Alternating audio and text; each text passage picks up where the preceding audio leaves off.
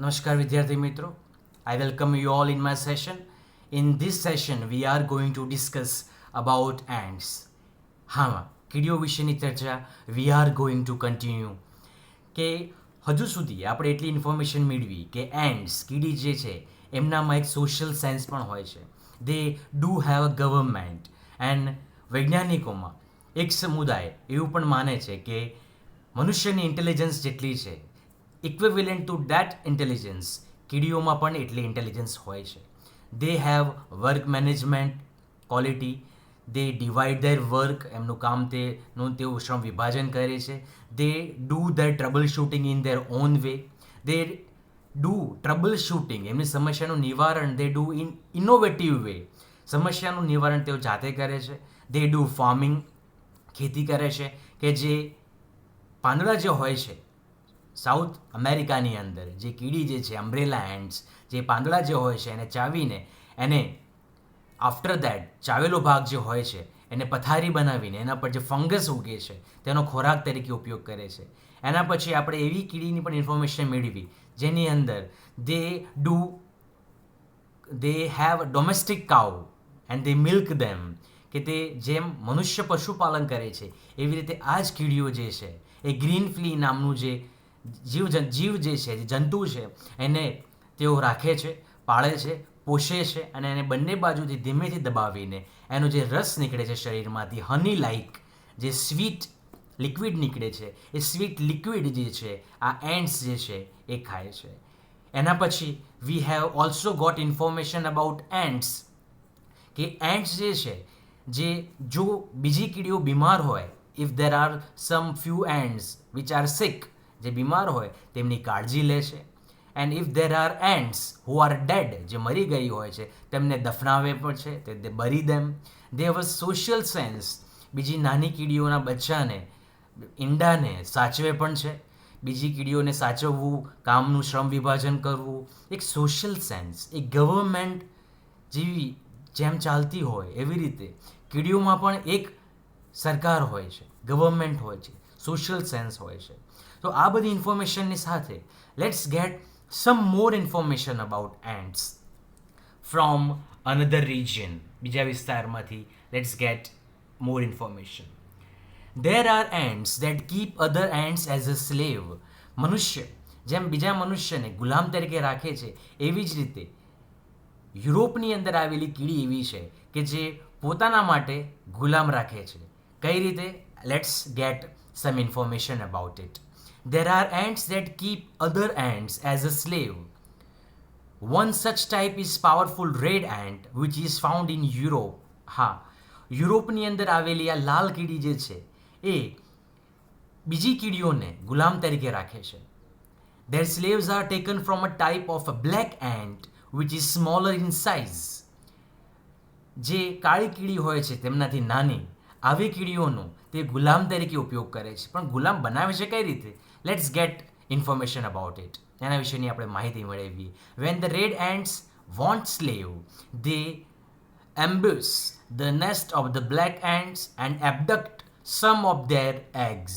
જ્યારે લાલ કીડીઓને ગુલામ જોઈતા હોય છે ત્યારે કાળી કીડીઓના દરમાં જાય છે અને દરને લૂંટીને વેરવિખેર કરીને એમને જોઈતા જે ઈંડા હોય છે એ ત્યાંથી લઈ આવે છે, ચોરીને લઈ આવે છે, બળજબરી લઈ આવે છે. And when these eggs hatch in the red ants nest, અને આ લાલ કીડી જે ચોરેલા ઈંડા જ્યારે પોતાના દરમાં લાવે છે, આ બચ્ચા મોટા જ્યારે થાય છે ઈંડામાંથી બહાર નીકળે છે, આ બચ્ચાનો ઉપયોગ તે ગુલામ તરીકે કરે છે. And when these eggs hatch in red ants nest, the black ants which come out are treated as a slave. From their birth, they are taught to obey. They are compelled to drudgery. They have even to carry about their master on their back. How surprisingly human.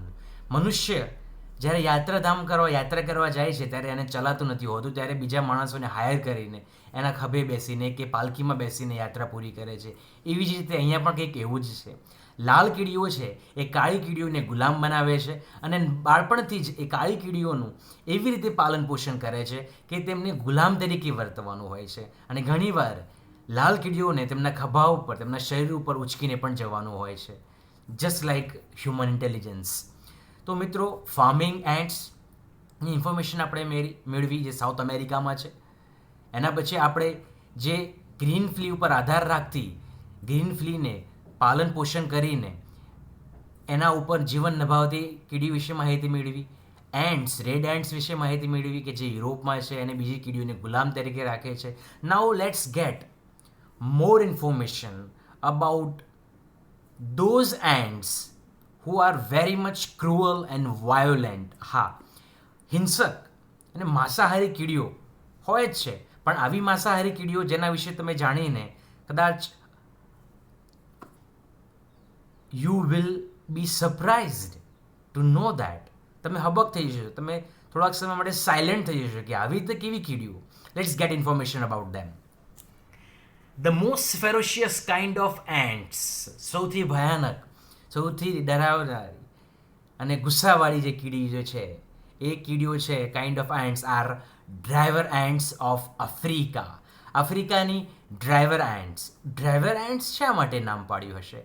Driver ants એટલા માટે કે they have no fixed home but are always on the move. આ બધી જ કીડીઓ જે છે હંમેશા ચાલતી હોય છે, હંમેશા પોતાનો પ્રવાસ ચાલુ જ રાખે છે, ક્યારેય રોકાતી નથી. એટલા માટે એમનું નામ છે ડ્રાઈવર એન્ટ. ડ્રાઈવર એન્ટ્સ જે જોવા મળે છે, આ ants they are completely blind. A blind હોય છે but they March in a long line many millions along and devour any animal that happens to be in their path. આ બધી જ કીડીઓ છે ઝુંડમાં, હજારોના ઝુંડમાં ચાલતી હોય છે, સાથે પ્રવાસ કરતી હોય છે સાથે, અને એમના રસ્તામાં જે પણ કંઈ આવે એ એમનો ખોરાક બની જતો હોય છે. હા, and even large animal like tigers and elephants live in fear of them. Tiger, વાઘ જંગલનો સૌથી શક્તિશાળી પ્રાણી હોય છે, એ પણ તેનાથી બીવે છે. હાથી પણ તેનાથી બીવે છે, આ કીડીઓથી, ડ્રાઈવર એન્ટ્સથી. અને એટલા માટે જ કારણ કે તેમના રસ્તામાં આવતા તમામ જીવને આ બધી જ કીડીઓ ખાઈ જતી હોય છે.